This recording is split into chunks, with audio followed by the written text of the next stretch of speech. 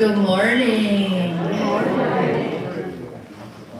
Welcome to UU CSV. Am I echoing? Should I stand back? Okay. My name is Heidi, and I'm a member of the Board of Trustees.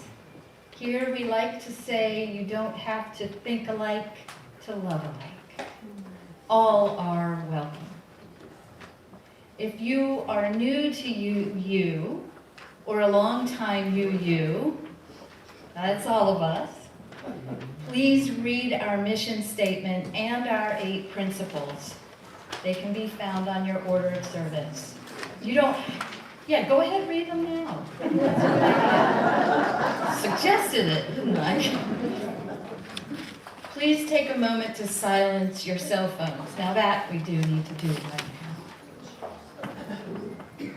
We would like to especially welcome first and second time visitors. If you're willing, please stand and say your name and where you're from. Start on this side. None of us are new today. And we'll start on this side. Yes, I knew we had a new one. Hi, I'm Quetzal. I really enjoy UUs all over the place, and I'm just kind of bopping in to say hello. I live in Swannanoa, and I was like, oh, check it out. So thanks for being welcoming and having coffee. That's important. And yeah, I'm looking forward to today. Thank you. Welcome. I love your name. Thank you. If you're interested in learning more about us, see Michelle or anyone from our membership committee. They're wearing an orange name tag and will be hanging out in the portico or where you made a name tag. I guess I'm speaking to one person. And you may not have made a name tag, but Michelle's there and we hope you come back. But okay. But all stay for coffee hour, as already mentioned. Okay. We have a few announcements. The first one is yesterday, what? Tom turned 98!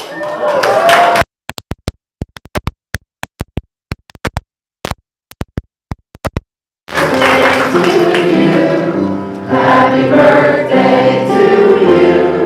Happy birthday, dear Tom! Happy birthday to you!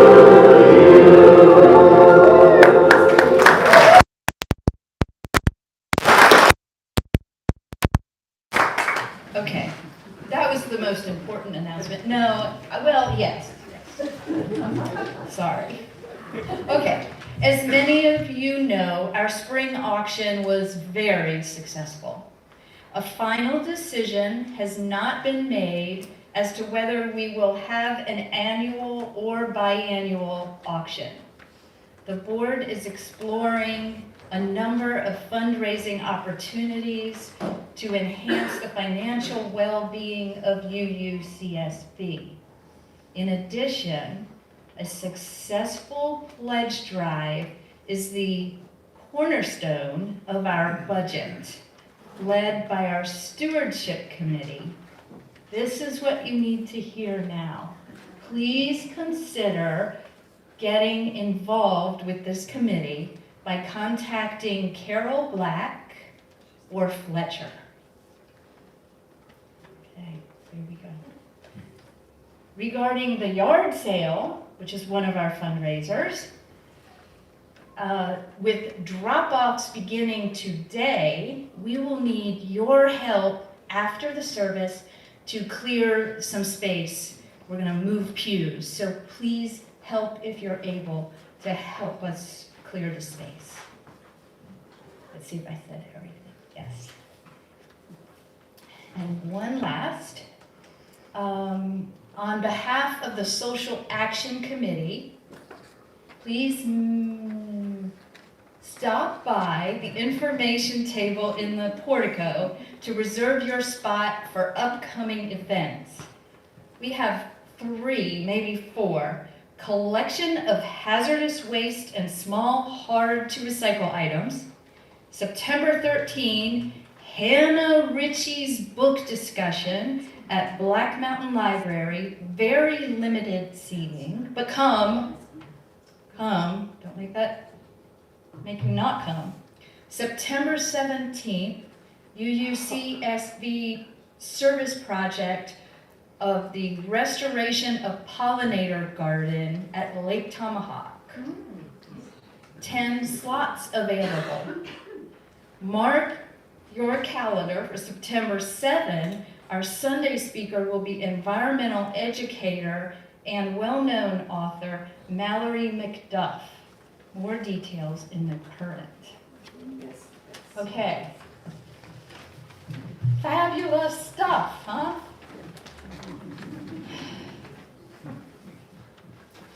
Okay, before I read our land acknowledgement statement, I want you to know that I'm going to miss the rest of today's service because my son got married in July, and we're celebrating with family today, and so thank you.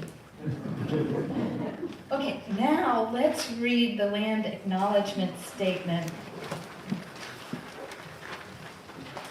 And if you'd like to read together, we can read together. We acknowledge with respect that this land is the sacred ancestral home of the Cherokee and other native peoples who survived and continue to make their home here.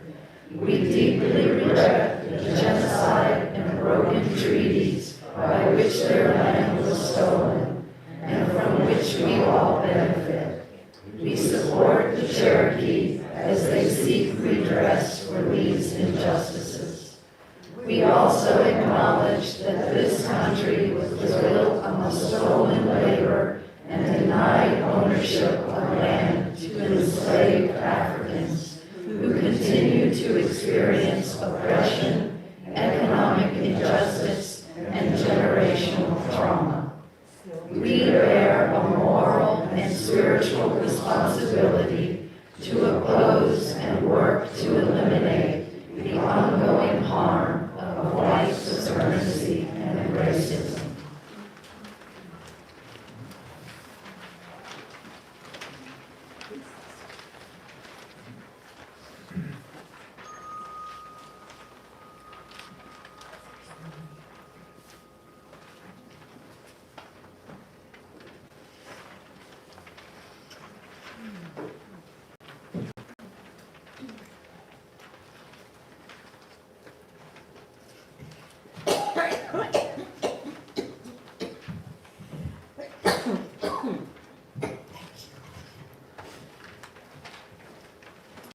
Good morning.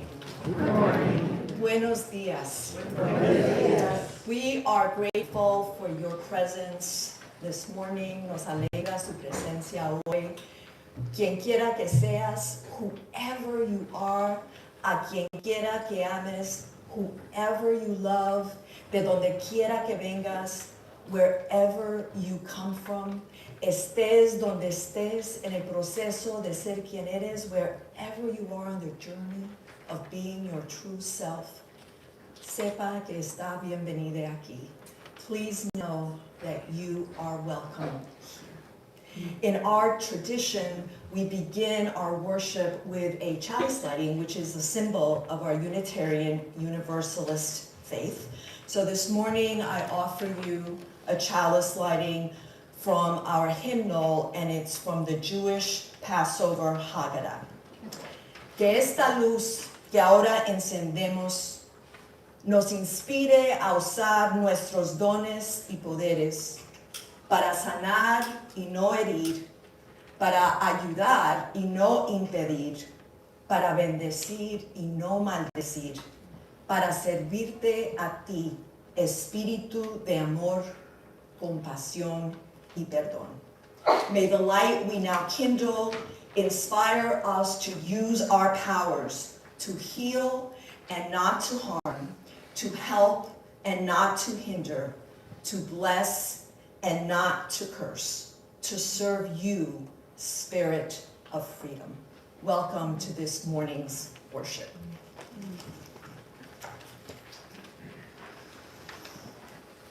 And now, as you are able, let us rise in body or spirit and sing together, Gathered Here. Hymn number 389. I'm going to play it through once in case you're unfamiliar, and we're going to sing it 4 times, but anybody who feels inspired could do it as a round.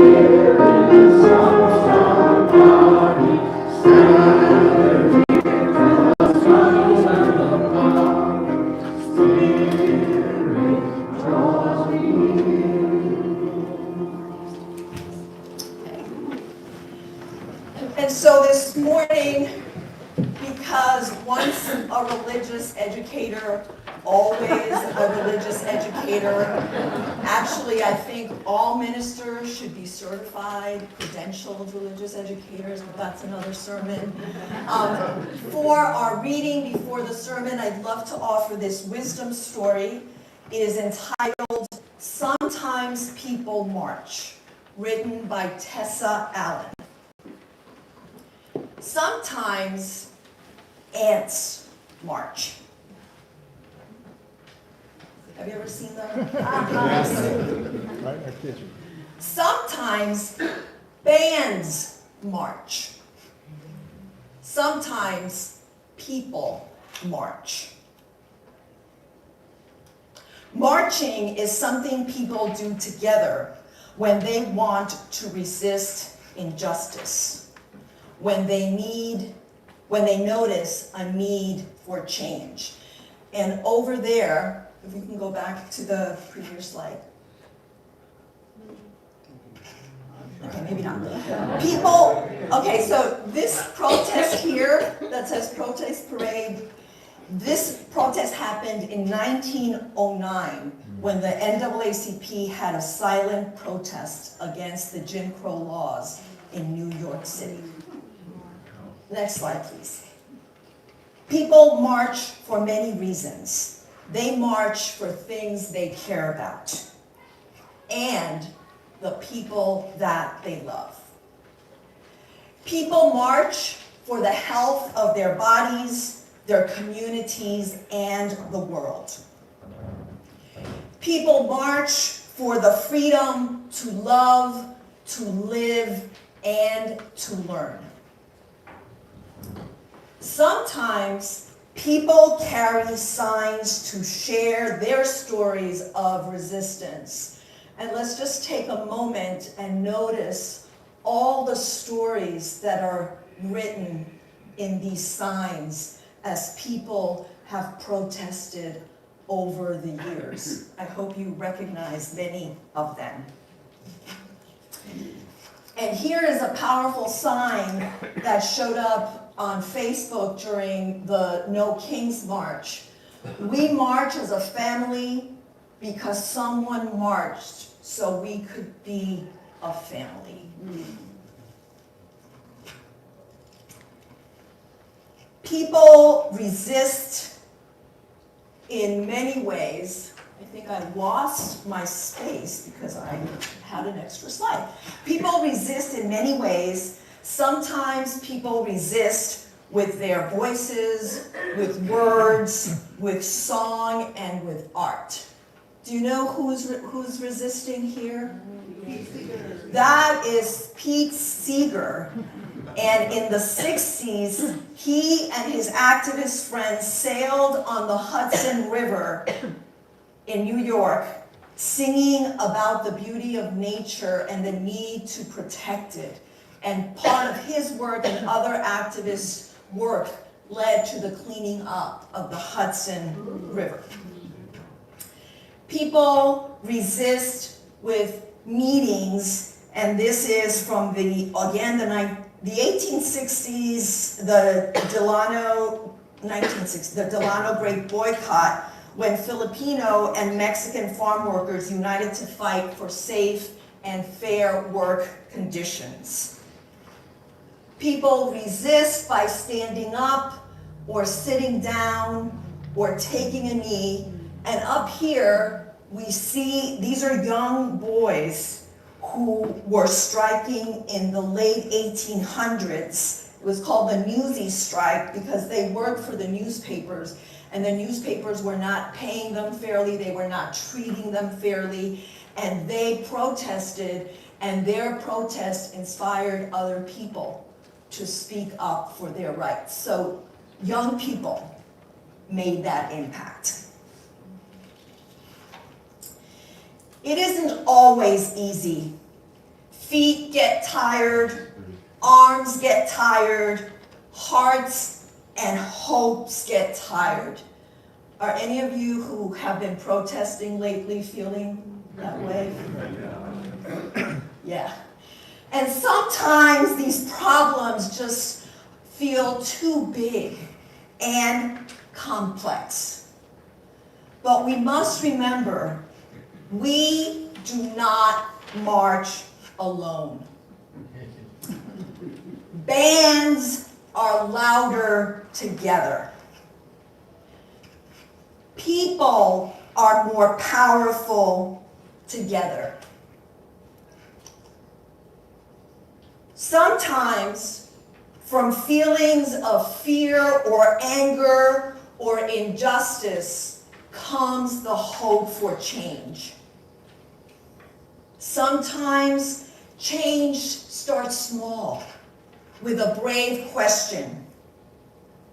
Maybe your question a question that calls people together. And together, we find the courage to march. And this is a picture of the No Kings March in Asheville, which happened in June. And over 5 million people around the country came together to march. And so sometimes, beloveds, people march. They must find the courage to do what is right and meet the moment when injustice prevails. And that's our wisdom story for this morning.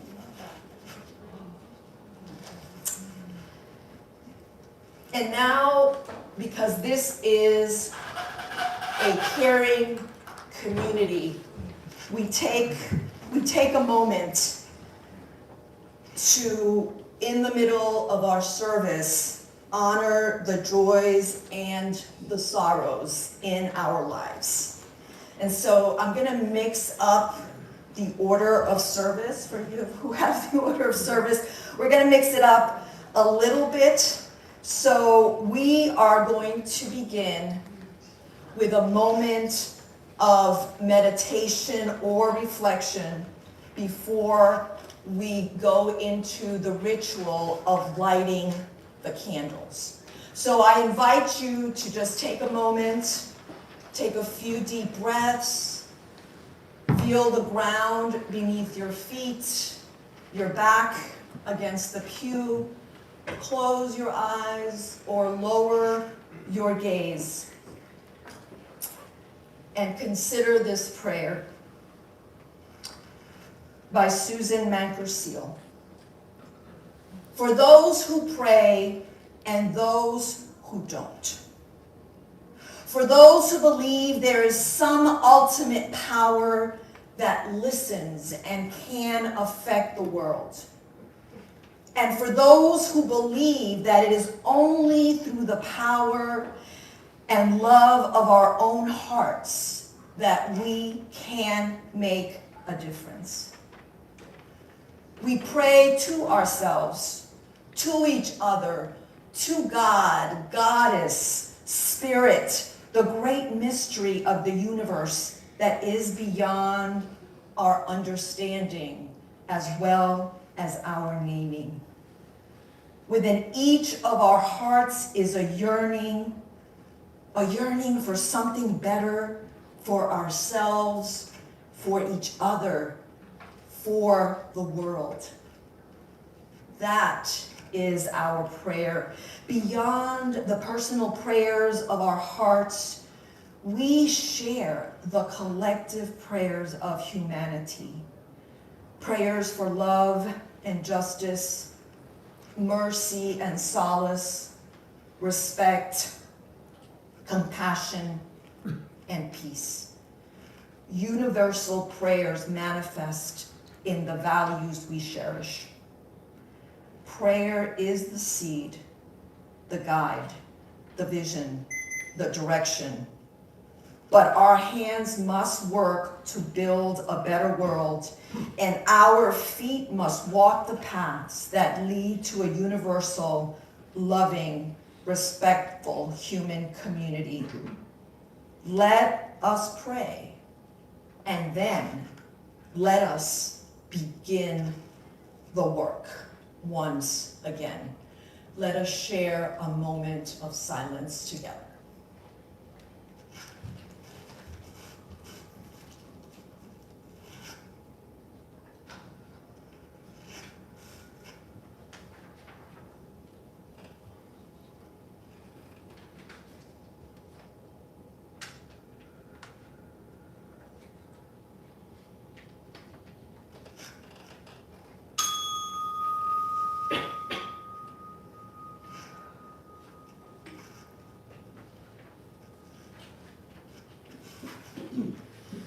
And now, as is your tradition, I invite you to come forward and light a candle for any joy or sorrow that is in your heart this morning.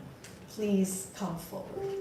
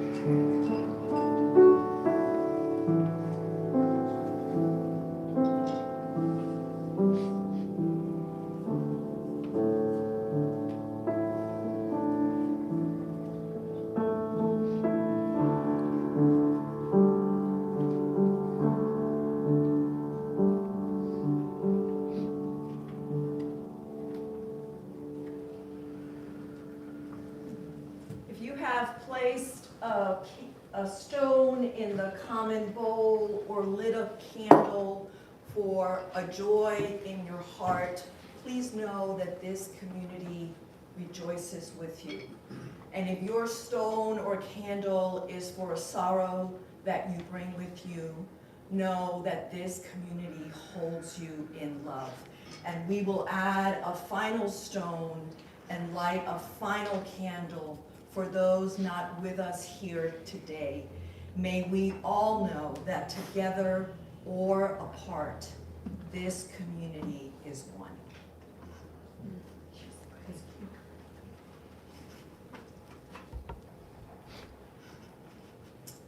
And because the work and the ministry of this gathered community cannot happen without your generosity of time, talent, presence, and financial support, we will now gratefully collect this morning's offering.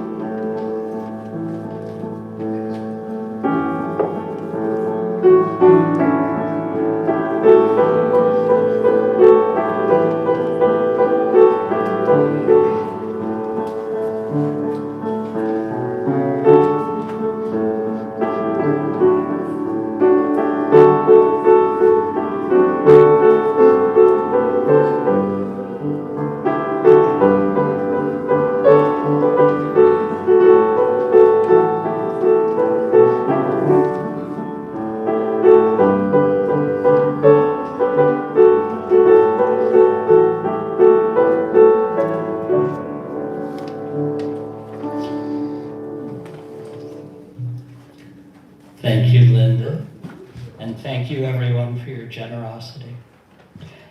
And I am going to add one more word about money. Because the pledge drive is going to begin.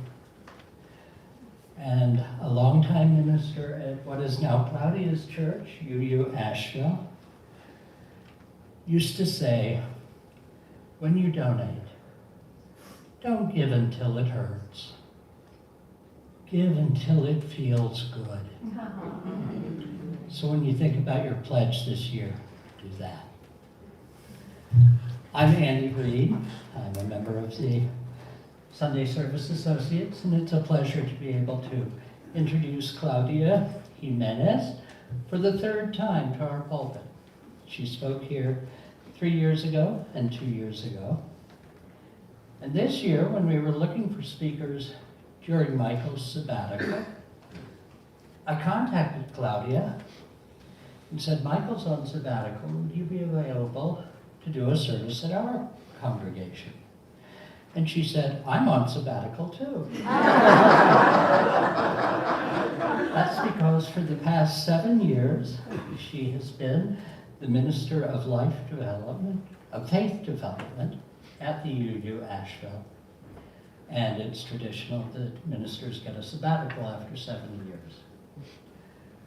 Claudia began her life as a teacher, and what I find wonderful about her sermons and her services as a whole is that she continues to teach.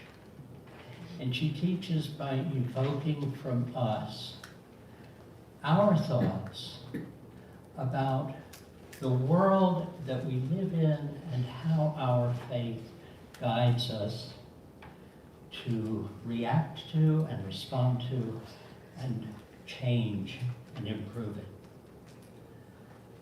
So when she speaks, whether a few years ago on rights for women's reproductive freedom, or today on the immoral times we live in, if we listen with our hearts and our heads, we find that we learn a great deal from this teacher and preacher.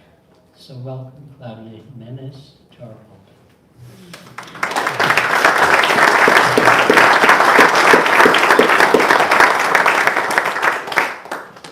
Thank you. It is always a joy to be with you. And yes, I was on sabbatical. And as I prepared for my sabbatical adventures a few months ago, I centered one of my adventures walking the Camino Portugués from Porto to Santiago de Compostela on the invitation by Francis Sanzaro in Sen of the Wild to focus not so much on what can one get out of the walk, but what a walk can get out of us. There is a difference. And I noticed that, for example, when I was training for the Camino and I would take long walks from my home in North Asheville to West Asheville, and I saw so many things because I was paying attention. When you are walking, you see the gardens, you see the sculptures, you see the animals, you see so many things that are sometimes a blur when you're in a car or even on a bicycle. And so I started that process by learning to pay attention. And so in the end, that became the focus of my sabbatical, to be open to whatever would arise from that experience. And I don't know if any of you are Enneagram folks, but I'm a 1 on the Enneagram, and my agendas are color-coded, and I plan everything. So doing this and not having lists and all of these things that I wanted to do was really a stretch. But I was committed to what the daily walking would offer, what the practice of letting go would bring, being open to emerging thoughts and emotions, open to serendipity, because when you are so scheduled, there is no room for serendipity, is one of the things that I learned. Being open to what resonances might emerge from the new landscapes. And during the sabbatical, there are many things that emerged from that experience, and I'm just going to share a few of them. And one of them was that as I kept walking and reflecting and just going inward, even though I was walking with a lot of people, it was a solo adventure in many ways. One of the things that kept surfacing when I journaled and reflecting was the need to disconnect and to reset, to recalibrate what I was doing in my life. And of course, if you can imagine, it was very difficult to completely disconnect from the news during my Camino walk. Our European traveling companions, we traveled with two friends who live in Italy, so it was always the four of us, and they were always bringing this up. And if they didn't bring it up, TVs in small cafes and restaurants were unavoidable, and the news just kept filtering in. So instead of trying to tune it out, which I just couldn't do, I listened. I felt the feelings that arose as I listened, and affirmed to myself that it was okay to take a break from engagement to recharge my spirit for the work ahead when I returned. Because in fact, it is ongoing. And if we don't take breaks and recharge, we are going to be ineffective. And so even though it was hard to disconnect, later on, another adventure was driving across the southwest of the United States and camping along the way. And because when you camp, you don't have a lot of Wi-Fi, that was really the time that I was able to truly disconnect and to immerse myself in nature and to appreciate the beauty and expansiveness of this country that is my adopted country and its diverse ecosystems, and even to enjoy new friends, however briefly. And there was an unexpected surprise. During that trip to the Southwest, I learned so much history of the indigenous people of that area. And I will talk a little bit about that later. Now, one doesn't need to do a Camino or have some huge adventure to disconnect and recharge.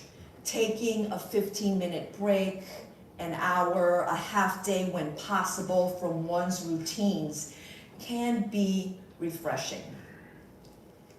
In today's time, being mindful of how much time we spend consuming news can also be helpful.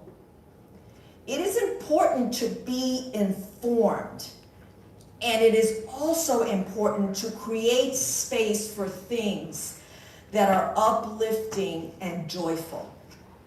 It allows us to be more present, resilient, and intentional as we engage with one another and the many circles that we are a part of. I bought a postcard in a little cafe in Taos with this quote from Rebecca Solnit. She wrote, "When you face a politics that aspires to make you fearful, alienated, and isolated, joy is a fine act of insurrection." And so I invite you this morning to consider how you are making space for joy in these times. Because we need you to be effective and resist. And if you are overwhelmed and in despair, you cannot do that work that we are called to do as Unitarian Universalists. So besides that reflection, a reset that occurred during the Camino was a mindset shift from I can't do this to I can do hard things. Because honestly, the first few days of walking the Camino with everything that I needed on my back was really difficult. And I didn't think, you have options, like you can have somebody carry your backpack, you can get off the path and take a taxi to the next city, like you have options. But I really wanted to challenge myself. And I just didn't think that I was gonna make it to Santiago. It was just too much. However, I persevered. I took it one day, one step at a time. And I let go of my ego and feeling that I needed to prove anything about this walk to my companions. And when I couldn't walk any further, one day we had a 20-mile walk, and at like 17 miles, I was done. And so I said to them, I'm done for today. If y'all want to keep walking, I'll meet you in the next town, and it'll be fine, And of course, they said, no, we'll hang out with you. So we all stopped, and then the next day we resumed. But I had to be courageous and say that because my walking companions were way older than me. And I was like, oh my God. So that, I had to just let that go. It wasn't a competition, right? It was my journey, my experience, and I needed to own it. So I learned that I could do hard things, and that was my mantra. I would just breathe when I was like really exhausted. I could do hard things, I could do hard things, and I would make it to my next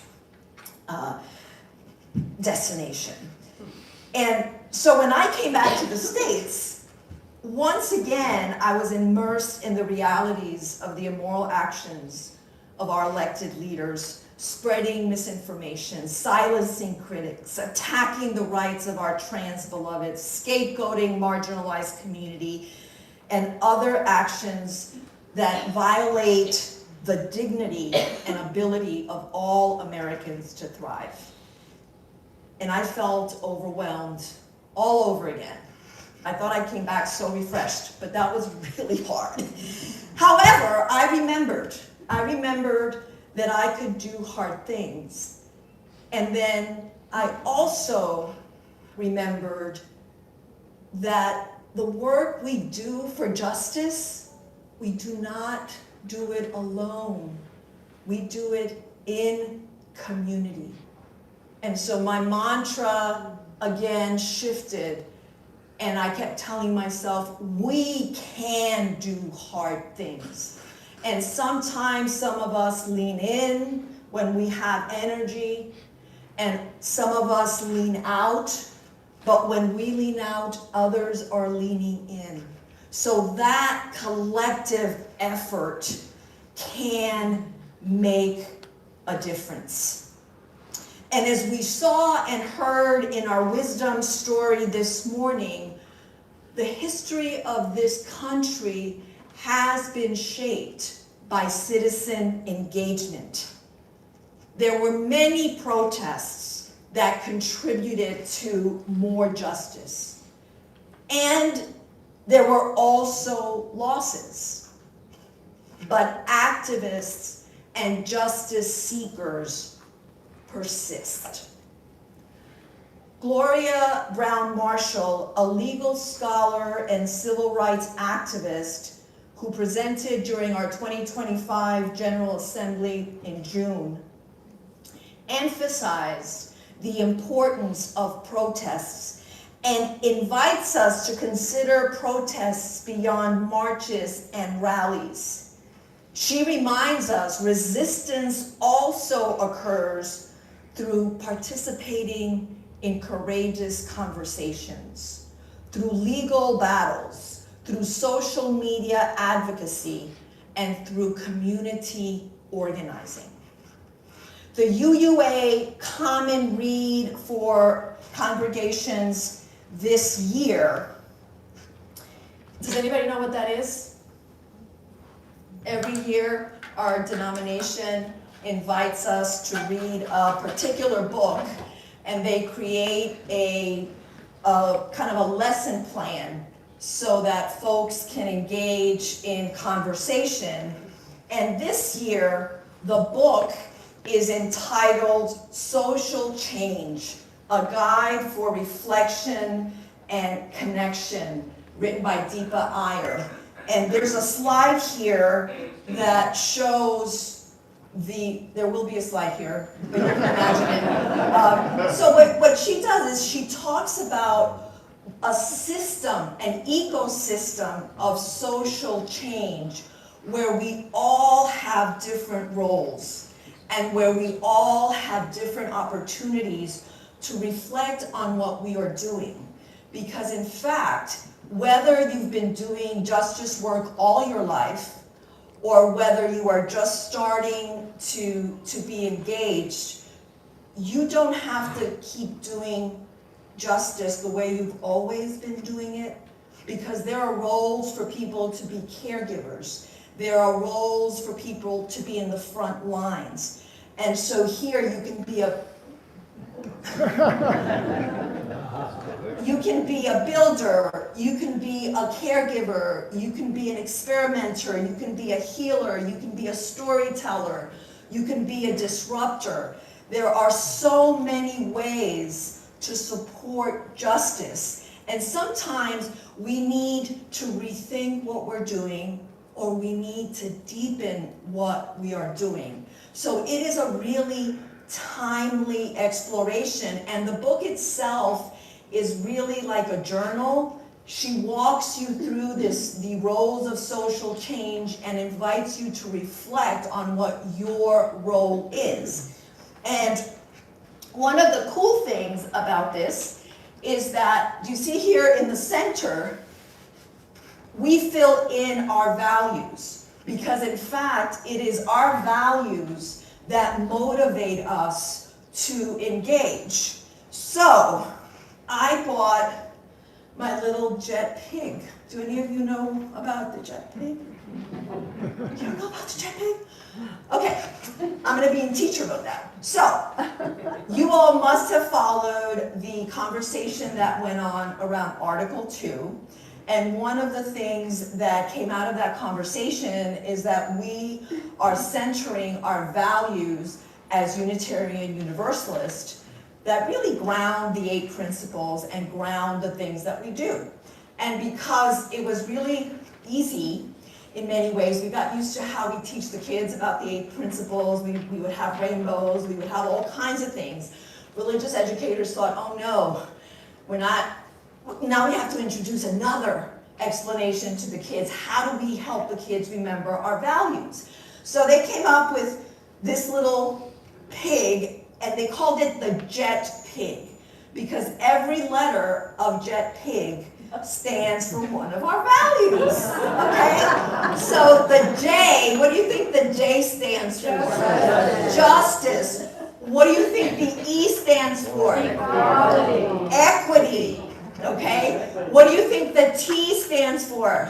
Truth. Truth, it's transformation. Transformation.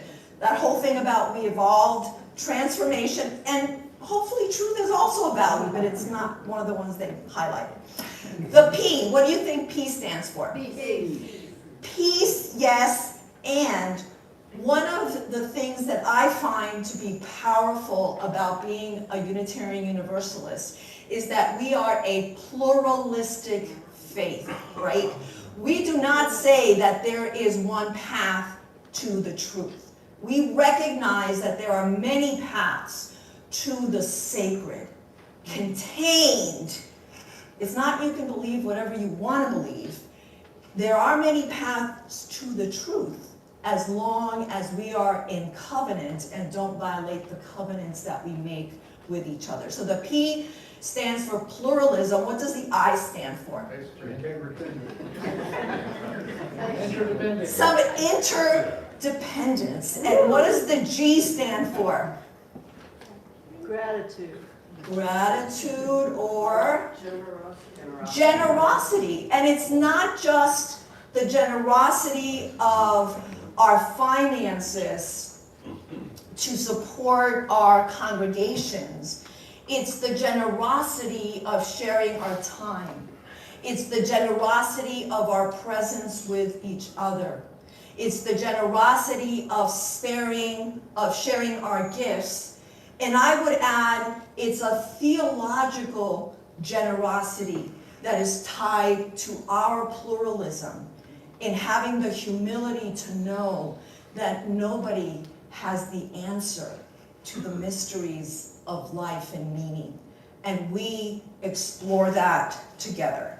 So that is our little jet pig. And so I would invite you to consider maybe reading this congregational read together and kind of exploring where you are in these moments when our engagement is so deeply needed in the world. And so far, I've shared two considerations about how to live in these immoral times. Discern your role in counteracting the immoral decisions we are witnessing, and allow space for rest, for joy, and for delight. Because life is hard. These moments can lead us to despair. And if we do not find joy in community, find joy in art and dance and whatever it is that lifts your spirit, we are not going to be able to resist. And we are needed right now. And so the final piece of my sermon is a consideration to study and interrogate the history we have been taught and which we haven't been taught and which has been ignored. During my sabbatical, as I drove across the country, I saw so many exhibits in places like Chaco Canyon and Mesa Verde, where we saw a lot of these amazing, they're so well done, these beautiful cliff dwellings. And this is in Chaco Canyon. And I think what was really powerful about this was that I spent a lot of my time calling these ruins. But in fact, they are not ruins. They are ancestral homes. And the native people return to these places for ceremonies and return to these places to witness their ancestors and to connect with their ancestors.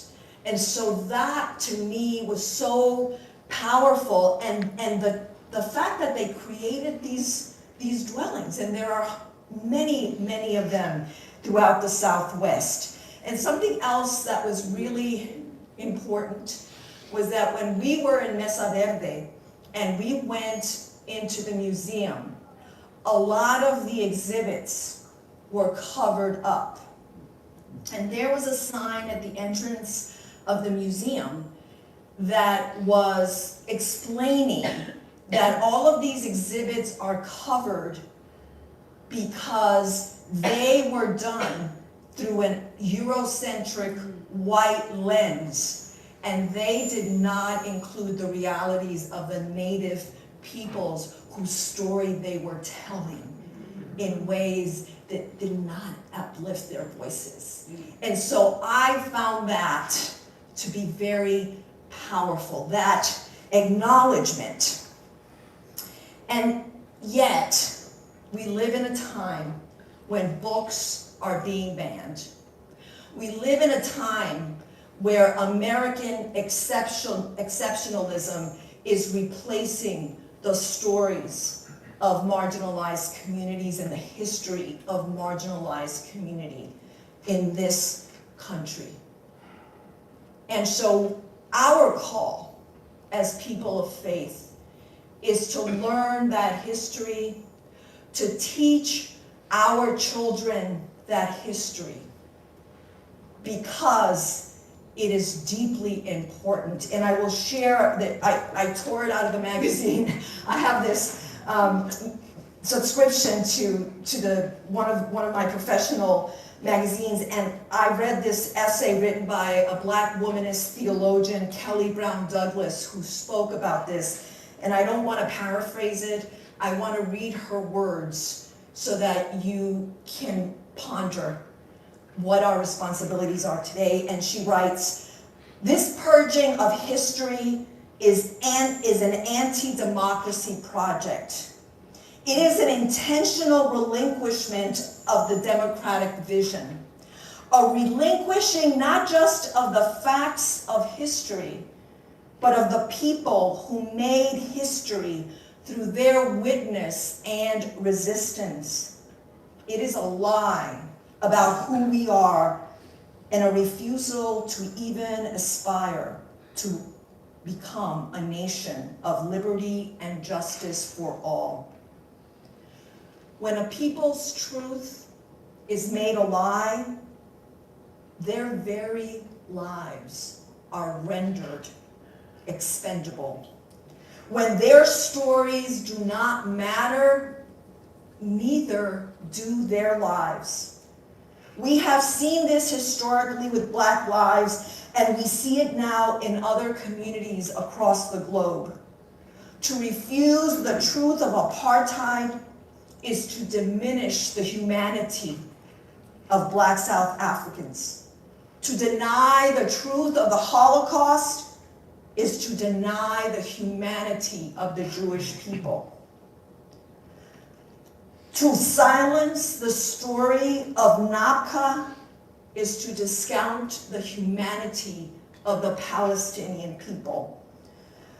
To erase these narratives is to make people more vulnerable to racism, anti-Semitism, anti-immigrant hatred, Islamophobia, and various other forms of violent dehumanization.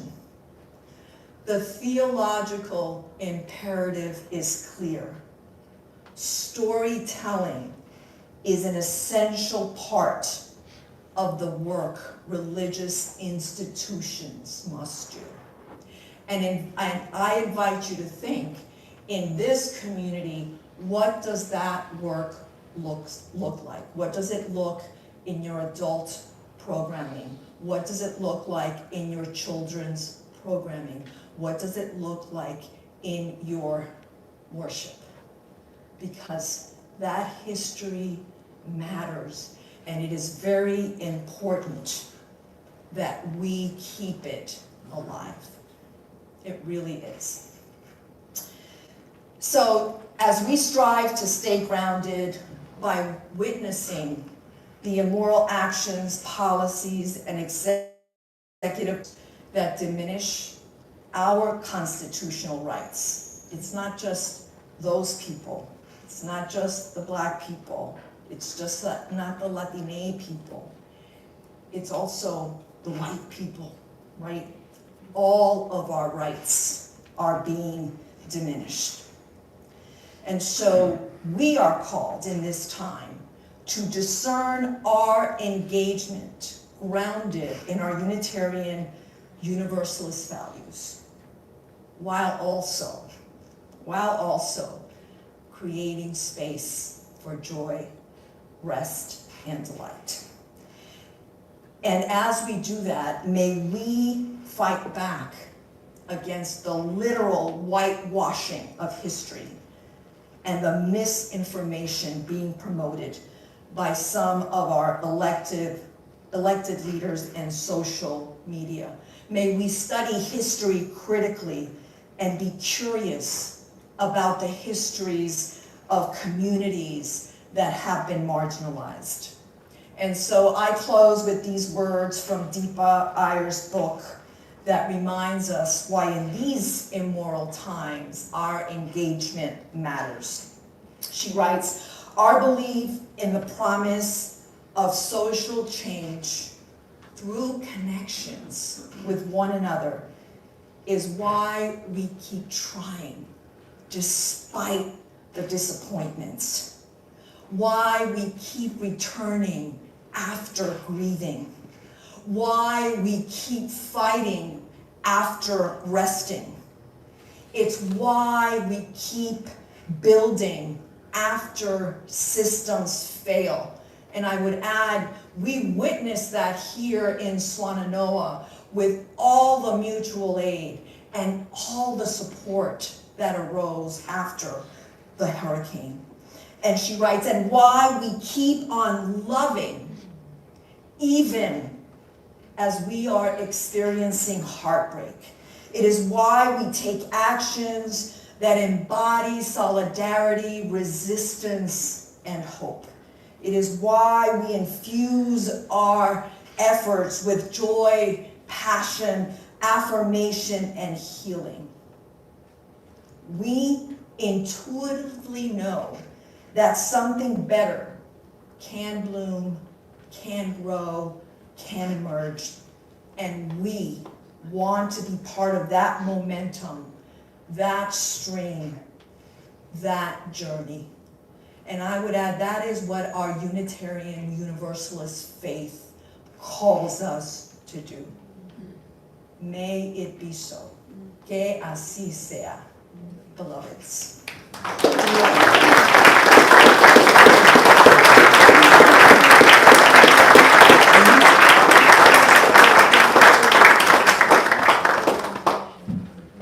And I think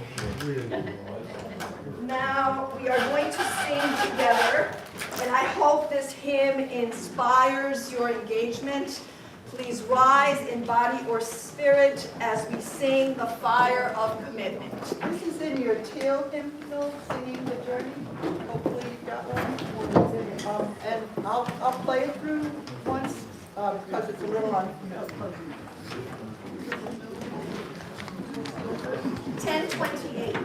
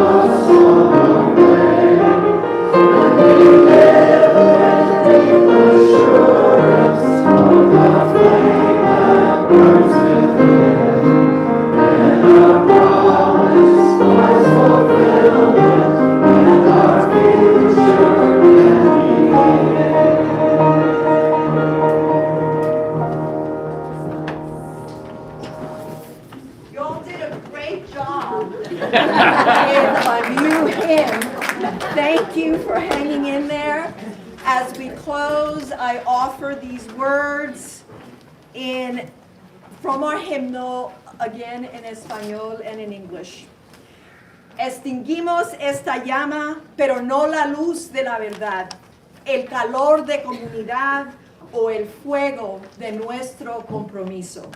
Estos los llevaremos en el corazón hasta que estemos juntos otra vez. We extinguish this flame, but not the light of truth, the warmth of community, or the fire of commitment. These we carry in our hearts until we are together again.